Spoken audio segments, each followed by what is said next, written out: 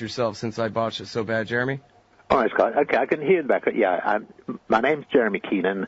I'm a professor at the School of Oriental and African Studies, that's SOAS, London, which is part of London University. There you go. Great. And the piece in question here is at the New Internationalist magazine. It's newint.org, newint.org for the New Internationalist magazine. And it's from their December 2012 issue here, How Washington Helped Foster the Islamist Uprising in Mali. And so it's a very interesting article here, and basically you say, you know, it's sort of the conventional wisdom is the kind of thing people have been hearing on this show about the situation in Mali, is that this is the at least mostly unintended consequence, the inevitable consequence of the war against Muammar Gaddafi, and how some of the Tuaregs that had been working for him came home to Mali and brought their weapons with them and started up the war again. You have a lot of great detail about how all that went down. But you go further than that and say that the Al-Qaeda and the Islamic Maghreb group that has come down into northern Mali and has pushed the Tuaregs aside and basically taken over this area the size of Texas, that they are really being run by the Algerian intelligence forces working with the United States, that this is all part of the old P2OG, Donald Rumsfeld's plan for creating fake Al-Qaeda groups to do his dirty work. Is that really correct? And can you nail down for us exactly how you know that? Well, you've summarized it there in a very, I would call it a very stark way, which is not untrue, but it is, it's rather stripped it down, if you like, to the basics. What I'm saying, it is correct, yes, but it does need to be nuanced, if you like, and clarified a great deal. Well, we got plenty of time, because so go ahead. These things have taken on a life of their own, of course, you know, since that happened. But really, what we're looking at in Mali now, which is pretty catastrophic, really you can trace back at least 10 years to about 2002-3, when, at the beginning of the War on Terror, a very complex sort of deal arrangement was made over a period of time. It wasn't something that was signed and sealed in 5 minutes, between the Pentagon of the American administration and the Algerian regime, particularly its secret services, to fabricate terrorism in the Sahara. Now, there's nothing very new about that. America in particular has been running false flag operations throughout history. Other powers in the world have done so as well, but America has a long tradition of this. And what we see happening in 2003 is a very, very complex arrangement which probably developed over the course of about 2 years, following on 9/11, when Algeria and the United States, the American administration, realized they could help each other in a lot of ways. One was that Algeria had just been through what's known as the Dirty War of the 1990s, a horrific civil war in which 200,000 people were killed. And this was between an illegitimate regime, which is still the present regime, and, broadly speaking, Islamists who were fighting it, and a lot of dirty tricks and nasty things went on.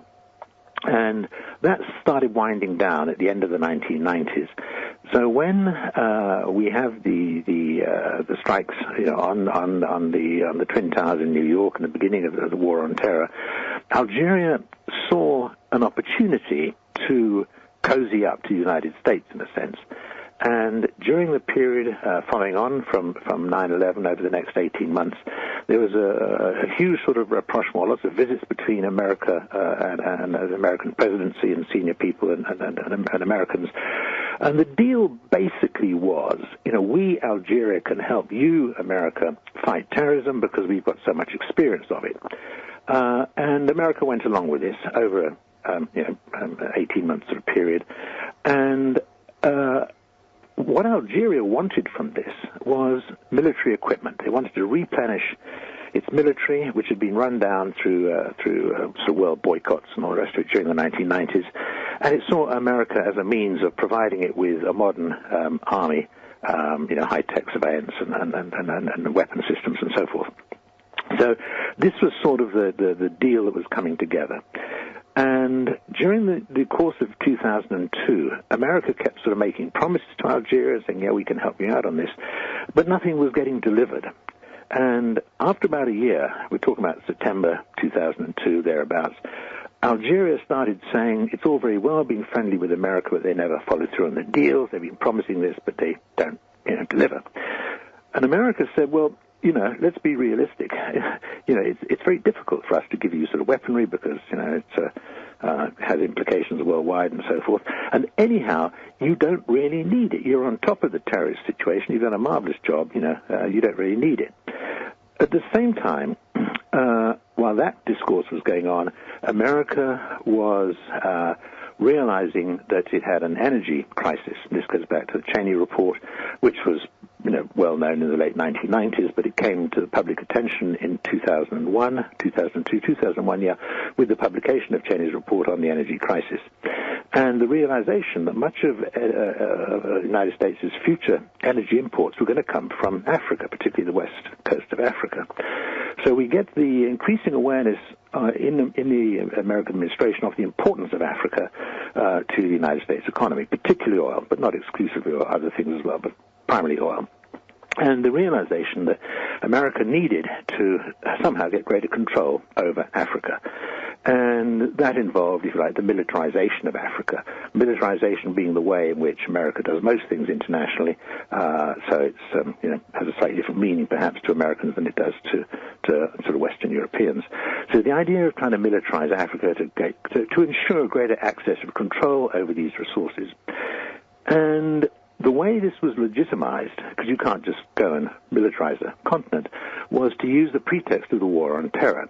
But there hadn't been much terror in Africa, in the conventional sort of sense of the term. So the idea began to ferment through 2002 of maybe sort of a false flag operation. And this is where the Algerians came on board, because the Algerians also needed a bit more terrorism to legitimize, greater assistance in terms of military technology from America. America needed a little bit of terrorism to justify, if you like, what became AFRICOM, but the increasing militarization of the continent.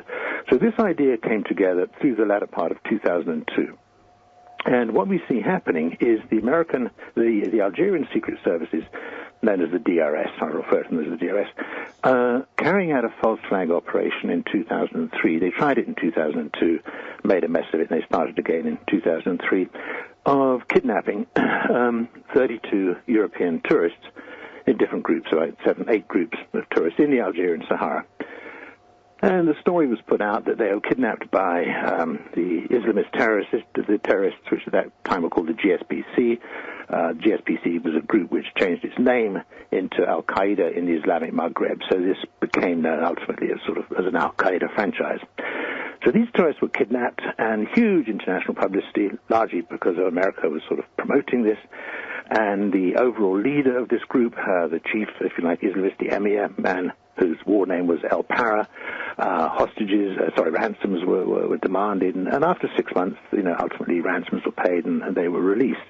But this sort of saga got huge international publicity, and the Al Para story sort of ran on for the next year or two with massive propaganda from the United States saying this is a terror zone, this is Al-Qaeda in the Sahara, we need to do something about it, and so forth. And this provided, that sort of saga, which was a false flag operation, provided the basis for much of the subsequent militarization of Africa. Okay, now hold on. I got to stop you there. And I know you still have a lot to get to bring us up to present day, but I got to ask a follow-up on particularly, pretty much everything you say there is open source material. If anybody wants to go look it up, all that history is out there. But how do you have a footnote? Can you nail down for us how we can all verify that set of kidnapping attacks was all a false flag thing run by the Algerian secret services?